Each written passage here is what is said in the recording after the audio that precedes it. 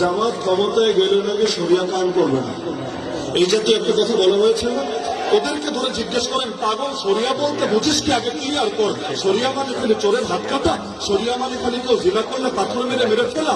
এর বাইরে শরিয়ার কোনো শিক্ষা নাই। আর আল্লাহ যেটা বলেছেন সেটাই তো শরিয়া, নবী যেটা শিখিয়েছেন সেটাই তো শরিয়া। জামাত কি বলছে? ক্ষমতায় গেলে ইনসাফ কায়েম করবো। ইনসাফ কি শরিয়াত না? বৈষম্য দূর করবো, এটাকে শরিয়াত না? গরিব দুঃখীর হক আদায় করবো, এটাকে শরিয়াত না? নারী তুমি ইজ্জত নিয়ে কাউকে ছুরি মেরে খেলতে দেবো না, এটা শরিয়াত না? আরে তোমরা শরিয়াত বলতে বোঝাও কি? শরিয়াত বলতে বোঝাও কি?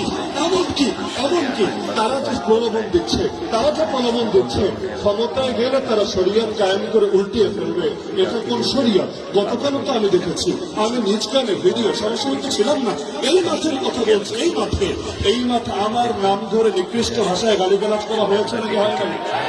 আমাকে আজকে এখানে আসতে দিবে না এরকম ঘোষণা অথর্ব দিয়েছে নাকি? দেয় না?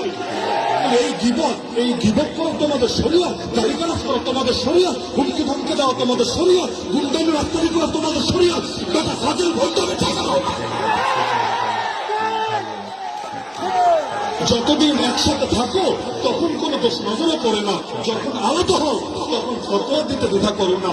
মনে রাখবেন, আমরা ফতোয়াকে বিশ্বাস করি, কিন্তু ফতোয়া দিয়ে কেউ যদি ইসলামের জাগরণ, বাংলাদেশ পন্থীদের জাগরণ রুখে দিতে চায়, আমরা তাদেরকে সুযোগ কিছুতে দেব না। আমার সর্বশেষ পয়েন্ট, ভোট হলো আমানত, ভোট হলো ওয়াকালত, ভোট হলো সুপারিশ। সুতরাং ভোট দেওয়ার আগে আল্লাহর ওয়াস্তে প্রত্যেকে নিজের বিবেকের কাছে দায়বদ্ধ থেকে ভোট দিবেন ইনশাআল্লাহ। নাকি 500 টাকা আর 1000 টাকা পকেটে আসলেই ভোট সেদিকে দেওয়া শুরু করে দিবেন?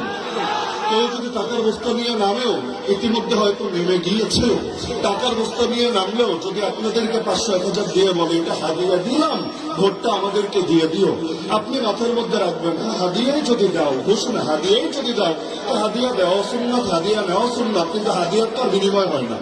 তোমাদেরকে একটা থ্যাংক ইউ দিয়ে দিলাম, যা ভাগো, কিন্তু আমরা ভোট আজাদ ভাই ছাড়া অন্য করে দিব না। যারা এখানে যারা আছেন সবাই কোরআনের পাখি। শহীদ আল্লামা দেলোয়ার হোসেন সাঈদী রহমতুল্লাহকে ভালোবাসেন নাকি বাসেন না? আজকে আমি জনসেবকদেরকে বলতে চাই, যারা আল্লামা সাঈদীকে ভালোবাসেন, আগামী 12 তারিখ দাঁড়িপাল্লায় ভোট দিবেন। যারা আগামী প্রধানমন্ত্রী ডক্টর শফিকুর রহমানকে ভালোবাসেন, আগামী 12 তারিখে দাঁড়িপাল্লায় ভোট দিবেন। যারা কওমি অঙ্গনের সবচাইতে বলিষ্ঠ কণ্ঠস্বর শেখুল হাদিস এবং শেখুল হাদিস আল্লামা মামুনুল হক সাহেবকে ভালোবাসেন, তার প্রতিনিধিকে একটু আগে বলে দিলেন হযরত ওবায়দুল কাদের মাদনী সাহেব, আপনারাও দাঁড়িপাল্লায় ভোট দিবেন।